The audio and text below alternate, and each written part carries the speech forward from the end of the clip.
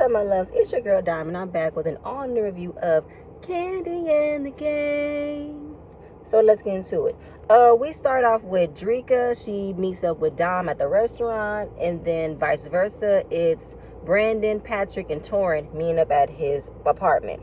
So Patrick hasn't had luck finding any furniture because Safari don't like anything, and if Safari doesn't like anything, he's not getting anything. And then Patrick is rehiring Torrin to decorate and host the housewarming, even though he fired him, hired Safari. I don't know if Safari's doing anything, but now he's being hired back, so it's whatever. So comes out, Patrick might not have any furniture in time. So what do you want the theme to be called? What is the actual, situation? This will be a social standing housewarming. He doesn't want to have any couches for anybody to sit on, which is stupid because you got your aunts and your grandma. They're both of a senior citizen age. They need some place to sit. Why would you want to have a party and not have anywhere for them to sit? So other than that, everybody was just talking about what's been going on with Chandrika, questioning everybody about what they heard her say when they said Kandi and Todd don't give a fuck about the restaurant, right? But when she spoke to Dom about it, she said, don't you think you would have said that? Because you talk a lot of shit. I've never seen nobody talk so much shit, don't remember what the shit they said. But apparently, the Ring camera that Don Juan had the footage on, he replayed it to her. She said it. Didn't even think that the Ring camera worked, the audio and everything. Brandon tells them exactly what happened. They didn't even think that the camera worked either. So they heard it all of the audio, everything clear as day that she said Kandi and Todd give a fuck about the restaurant. So after that, Brandon tells them that he was also caught hugging Dom in the office. So they were like, oh shit, you got caught too? Right. So it's just pretty much, y'all don't be paying attention to the cameras in the job place. Now, I know there's some cameras that don't collect audio where you just see something, but you don't know what's happening. And there's some areas that cameras don't really get, but they catch everything. So you might want to be careful. And with the situation with Brandon and Dom, because he is dating someone of a lower position. He is a manager. She's a bartender. Y'all really cannot cross those lines. But Patrick in the land of milk and cookies feel like it's not that big of a deal. Let's look back at Kandi and Todd's history. He was working when she was working. They worked together, and now they're married, have multiple businesses. So it's not that far-fetched for it to happen. I get it, but they're making it more of a problem because Brandon doesn't hold his weight of being a manager. So why the hell do you have this title when you don't act on it? So Brandon was given an ultimatum to relocate to another location, another restaurant. In order for them to still keep their relationship, y'all might as well go ahead and separate. We can't be in a relationship and work at the same location. That's not gonna work. But he don't want to move, she don't want to move. They just want to figure out how to make a loophole with just they don't interact at work and just be all lovey-dovey after hours, which isn't going to work because y'all didn't do such a good job with hiding it in the beginning. When y'all weren't in a relationship, when y'all weren't flirting, now that y'all in a relationship, y'all just obviously are a couple. So I don't know why you're trying to fool people. So Dominique feels the same way. She feels like I'm not moving. I'm staying where I'm at, and I'm also leaving. So we're just going to act like we don't know each other, and then we'll just keep it together after hours. Brandon talks about how he's 32. He wants to settle down. He's very family-oriented.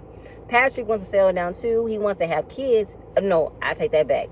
He doesn't want to have kids, but he wants to get married. So I have no idea if the remainder of this season we're going to get an engagement party or something, but he's planning on proposing to Safari, I guess. So we're at the restaurant. Philip is doing what he's doing, overseeing everything that needs to be done. He has been asked, he has been told things needs to be helped, things needs to be fixed because the sink in the bar is clogged. The sink is broken. It's flooding downstairs. The floor is wet. It's disgusting. And then Brandon comes in the door. Philip says Brandon is reliable. He'll come to work, but when he walks in the building, that's it. There's no telling what he won't do. There's no telling what job he's gonna have. There's no telling. Because he comes in and don't do shit, but walk around on his phone, not doing shit. So it's like, what the hell? Now Philip can see and listen and now know Brandon don't do shit. Brandon should not be a manager. Brandon should be demoted or fired. The whole entire problem lies with Brandon. Because it's crazy. So Patrick is outside, valeting the cars, but he's calling all of his aunties, he's calling his grandma to enter a dessert competition. He wants them to bring their best desserts to taste because they only have 2 desserts on the menu and they want to add another dessert to the menu. So he wants to have a friendly competition between them. But the way that he is talking to them on the phone is hilarious, but it's uncomfortable at the same time because he's telling them, I want to taste your moist cake. Please bring your big pound cake. I can't wait to eat it. I love to eat your cake. I said, Philip, I said, Patrick, stop. It's uncomfortable. It's funny for you to be talking to your aunts and your grandma about this. It's not, I don't like it. Stop it. So we see Don Juan and Philip clean up the mess that Brandon should have been in control of. He should have been handling a clogged sink. He should have been handling the floor. You got Don Juan down there touching all of the dirt and the water and the hairs, and Philip is mopping. And I'm like, Brandon, get your ass over there and help. Like, why didn't you take initiative in figuring out how to get this sink unclogged? Why didn't you call the people? Why didn't you get a mop? You got Philip and Don Juan doing all the work. Why the hell do you have a manager title? Moving on. So Brian, he goes to the beauty supply store to pick out some wigs. And he started wearing wigs when his hair started to thin. And a new wig is like a new pair of pants and a shirt. Isn't something a part of him. It's like an aura. So he puts on the wigs. And every wig he put on reminded us of Omburtha, Mama Joyce, and Aunt Nora. It was hilarious. The first thing he did was he put on Aunt Nora's wig when Aunt Nora was trying to help Mama Joyce from not going at Carmen when they was about to fight Carmen. And, she was like, I wasn't finna let her get the Joyce. That's when I wasn't finna let her touch Joyce. No. Then we get to Umbertha's iconic scene. It was a scheme that Todd had set up to come to you with the bullshit, with the twirl, okay?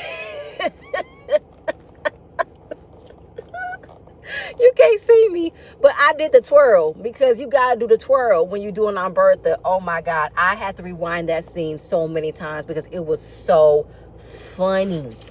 Oh my God, I died. It was hilarious. It's my favorite line is, it's the scheme that Todd has set up to come to you with the bullshit.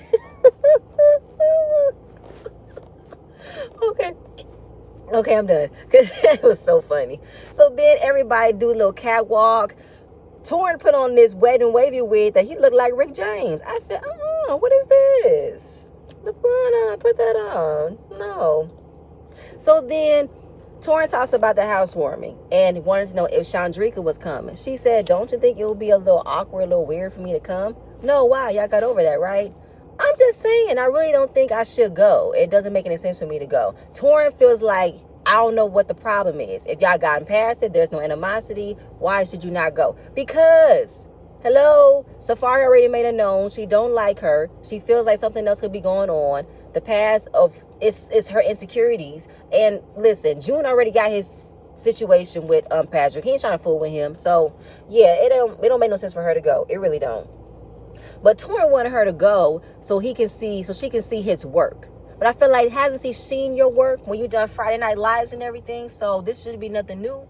So you trying to bait her into being a part of a mess, Torrin? What was your reason for getting her to come? You trying to start some mess, Torrin? Anyway, she said, fine. If you got appetizers, I'm going to come. So, dessert competition. Everybody arrives. We're getting ready. And talking about the housewarming. He's telling them ahead of time there won't be any furniture.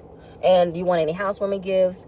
Melvin wanted what's the thing called? A mixer.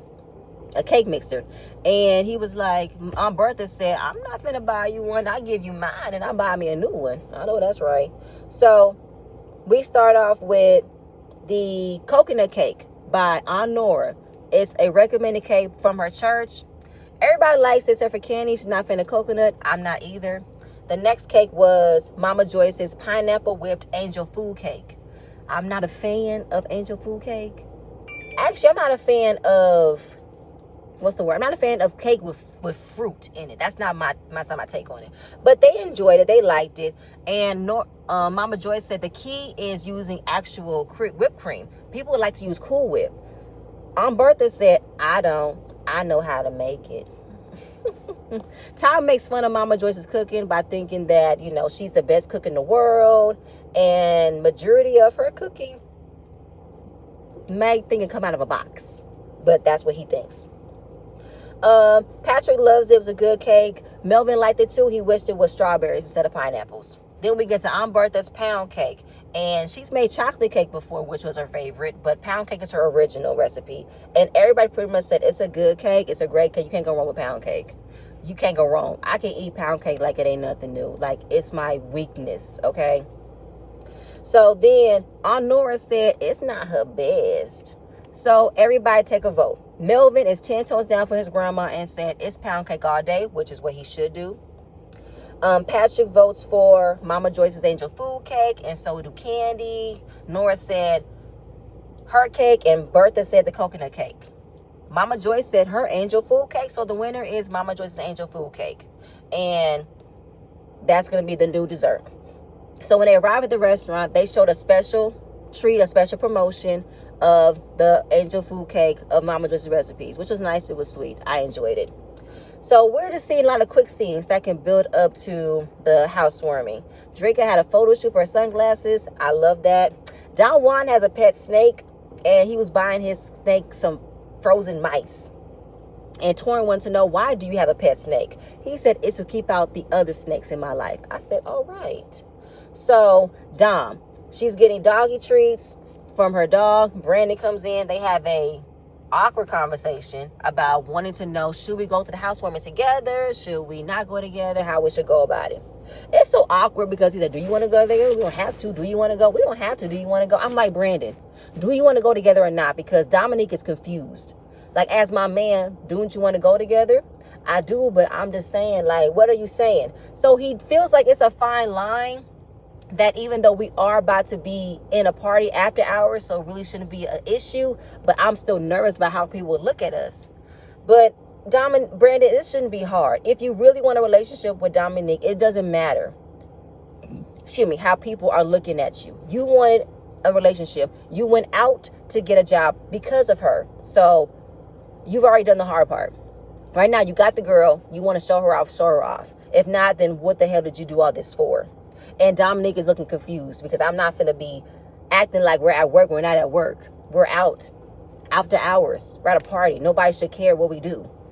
Anyway, so Torrin's going with the final details of the housewarming party. He was trying to get in touch with Patrick to see if he wants anything, if he's looking for any last minute decisions, but he can't get him on the phone. So Brian comes in. Oh, wait, no, take that back. So obviously Torrin is doing all of it on his own because first you fired him, then you hired him, and now I can't get in touch with you to talk about what the fuck you want at your own housewarming party. So at the end of the day, it's free reign for me. Since you didn't give me what you wanted, you didn't give me an idea, I can't get in touch with you, I'm doing whatever the fuck I want to do. So whatever. Brian comes over, he brings his egg rolls because he wanted to taste them. Torrin said, I've never tasted any of your cooking before. And Brian said, but you tasted everything else but my cooking. I said, tasting what, Brian? Because he calls Torrin his work husband. I said, y'all are so cute together. Y'all so cute. So Torrin is doing this party for free because they haven't had any conversation of payment. He wants to ask Brian if he can donate some of his egg rolls for free. I said, what the hell? First of all, he didn't get paid for doing the reunion party for Kandi. Now you're doing the housewarming for free from Patrick? No, send him an invoice ASAP, because that's not right. And to have Brian get free egg rolls, even though he feels like it's good exposure for his egg rolls, is getting it out there and maybe incorporate it to Kandi. I said, all right, fine, we can do it like that.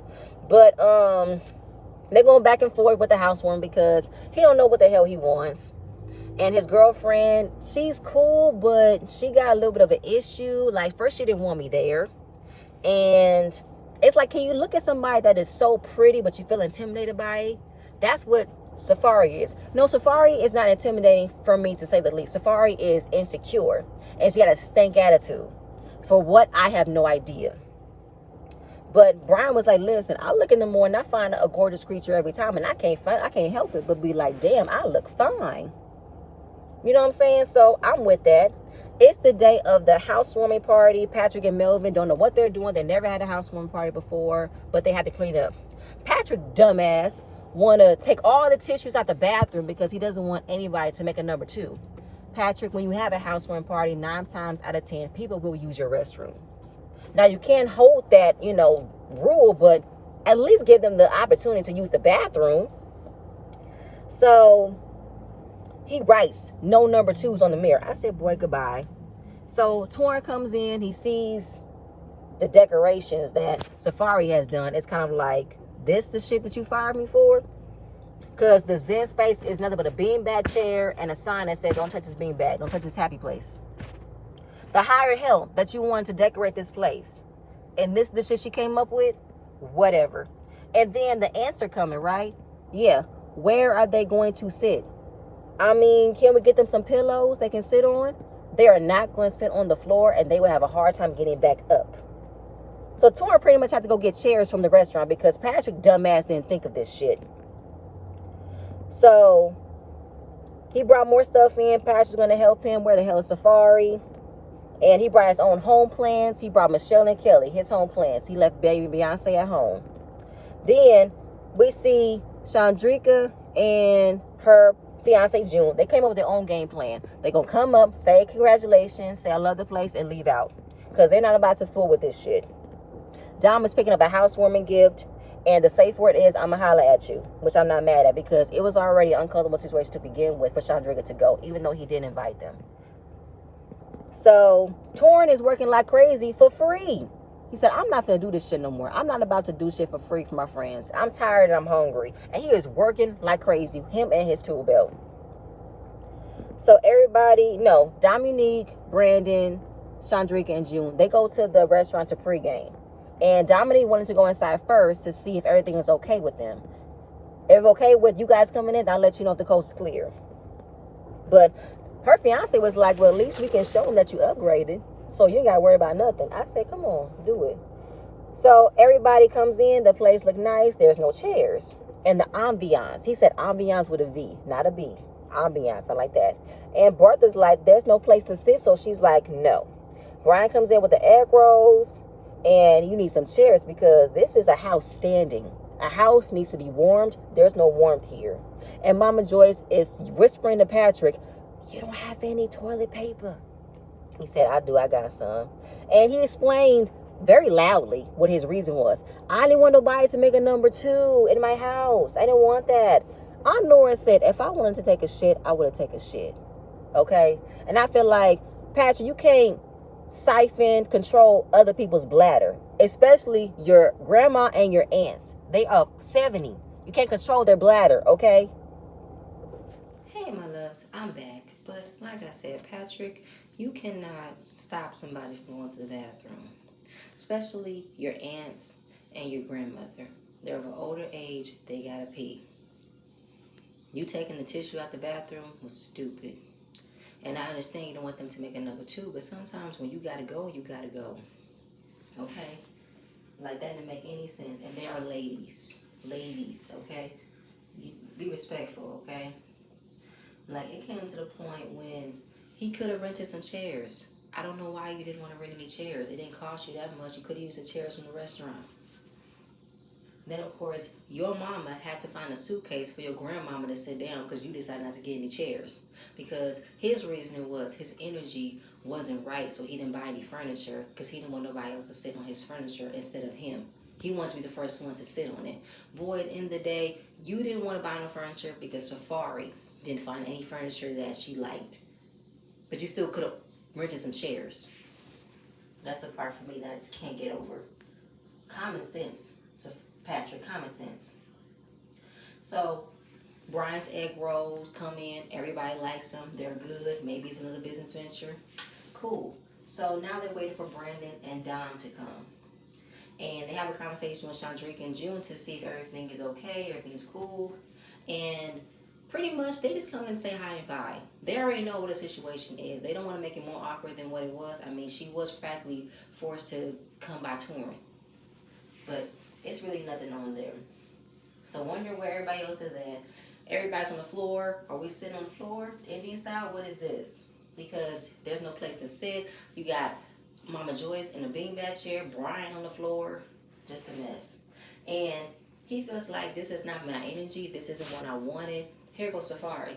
Yeah, this is so not like me because you guys never told Torrin what you wanted. You hired Torrin at the last minute to tell him he's now rehired and he didn't know what you wanted. He was calling you to get to the final details. You couldn't pick up the phone, so he just did what he wanted to do. It is what it is, and he's doing it for free. So there's that.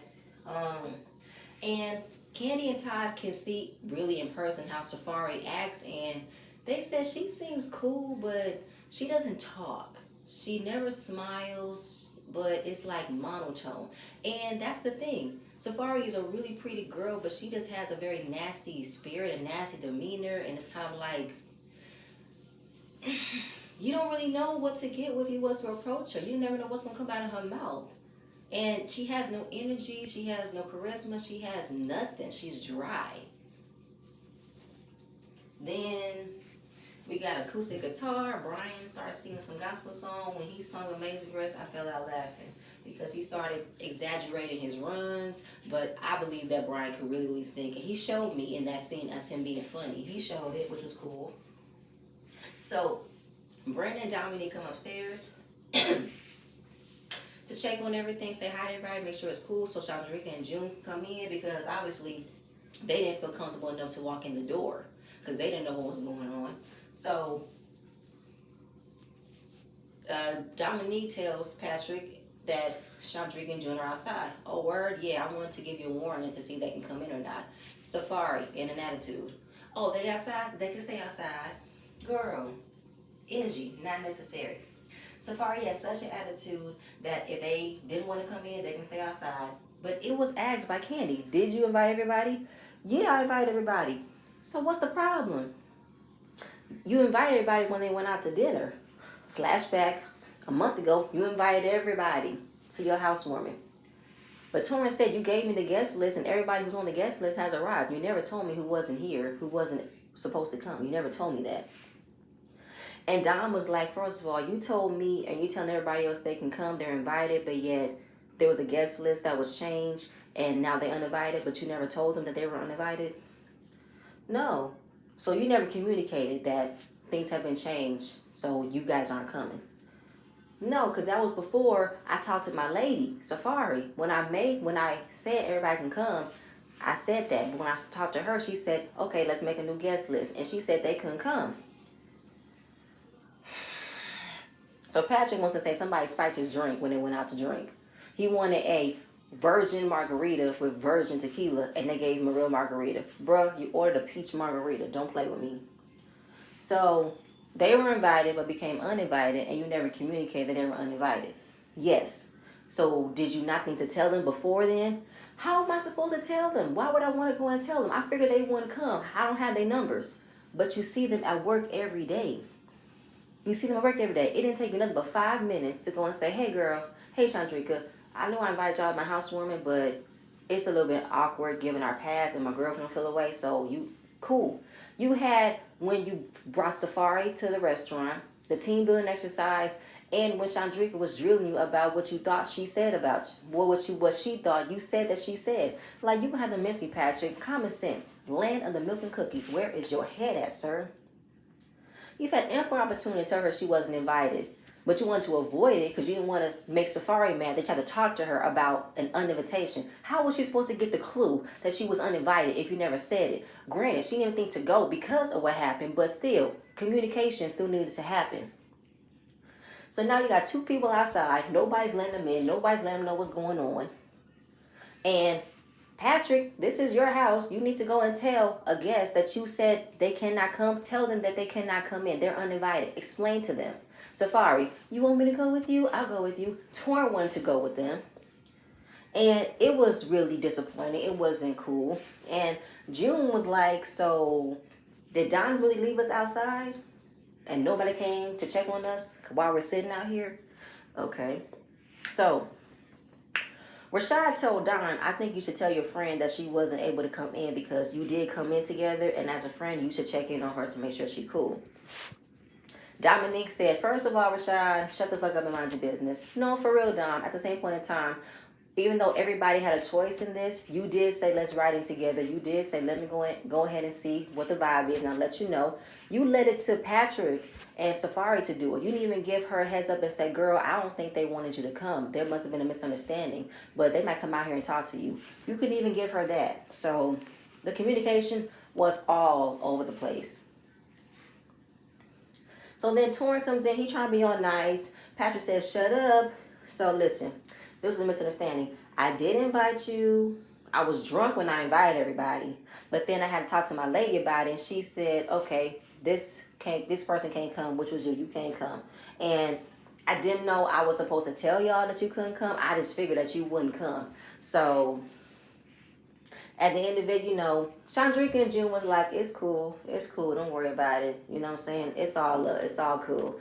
And I'm just saying, you know, they walked away because I feel like at the end of the day, this was a waste of time anyway because they were sitting out there looking cute. They got dressed up for them to say they can't come in. And we're gone. We're good. Mutual respect. We out. Torrin thought it was going to be a worse conversation than it was, but he was trying to make it all nice and cool. And then Safari and Patrick looking at him like, what you mean nice and cool? What just happened was your fault. Technically, he was at fault for inviting her when he shouldn't have invited her. But Patrick, this was your party. You were supposed to be in control of who you wanted to be there. But you let Safari take control, and Safari couldn't even do anything. And he felt bad for Chandrika because she got all dressed up with her man to be sitting out here on the corner. So basically, June is feeling the way how Dom just left Chandrika out hanging. And he said, what type of friend are you? You mean like what if he was to go out to the club and one friend got in, but the other one couldn't get in? So what was you going to do? Party all night and leave your friend out hanging that person couldn't get in? You were never going to check in on them? Maybe find another place to go to where y'all can all be together or leave her out in the cold? And she said, maybe we're just two different people. He said, enough said, let's go home. So Safari is giving Torrin the stank eye because you're so unpredictable. I don't know how to fool with you or deal with you because they made it seem as if it was all Torrin's fault that this happened. And Patrick blames the entire situation on Torrin because I said I didn't want no unexpected surprises at my party. And you knew she wasn't invited. No, Patrick communicated to make sure he knew because when you gave him the guest list, he probably felt it was the same guest list you said when you invited everybody else to dinner. You never verbatimly said, okay, I know I said it when I invited y'all out to dinner, but Chandrika can't come. It was nothing wrong for you to communicate if Torrin did not get the message the first time. And he was trying to contact you on final details. You never picked up the phone. So everybody had a miscommunication error in this episode. Everybody did. So Brandon is all up on Dominique, kissing and hugging her. And she's like, move, stop. Because them old ladies been looking at me since we got here. Stop kissing on me. That's why I want to kiss you. And the ants are looking at him like, Brandon is disrespectful to be touching his woman in front of us like that. He shouldn't be doing that. Especially as a manager. Thought he had more sense than that. Well, he do that stuff in the restaurant, which he does. But I just feel like, why y'all staring? Y'all already found out they're in a relationship, so seeing them in a couple shouldn't be a surprise to y'all. Granted, there are some ways where y'all don't have to put so much PDA on y'all, where y'all need to be a little more respectful. But this isn't new. Y'all found out about it. It's not a secret. So y'all just need to let them be. Until it gets too much, then y'all can have a conversation. But that's where it was. And that was the end of the episode. It pretty much wasn't that much, to be honest, because it just centered around the housewarming. But that's it, you guys. That's all I have. Please stay tuned for my next video, and I'm going to see you guys later. Bye.